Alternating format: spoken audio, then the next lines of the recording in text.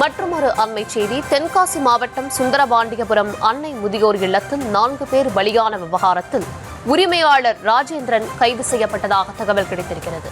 விவரங்களை தர இருக்கிறார் செய்தியாளர் மாரிமுத்து. விவரங்கள் வழங்கலாம். அதாவது தென்காசி மாவட்டம் சுந்தரபாண்டியபுரம் அன்னை இல்லத்தில் உணவு உட்கொண்ட 3 பேர் ஏற்கனவே உயிரிழந்த நிலையில் மேலும் இன்று காலை அதிகாலை தனலட்சுமி என்ற பெண்ணும் உயிரிழந்துள்ளார். மொத்த பலி எண்ணிக்கை 4ஆக உயர்ந்துள்ளது.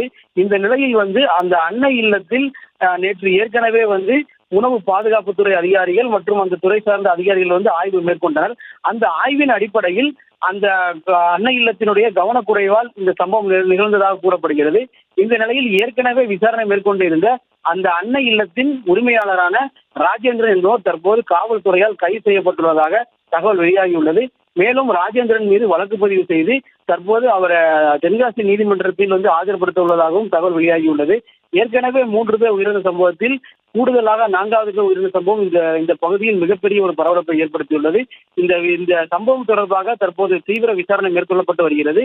நேற்றைய தினம் இந்த சம்பவம் தொடர்பாக ஏற்கனவே அந்த காப்பகத்தில் இருந்த 30 பேரும் அங்கிருந்து அரசு மருத்துவமனைக்கு அனுப்பப்பட்டு அந்த காப்பகத்திற்கும் சீல் வைக்கப்பட்டுள்ளது என்பது குறிப்பிடத்தக்கது.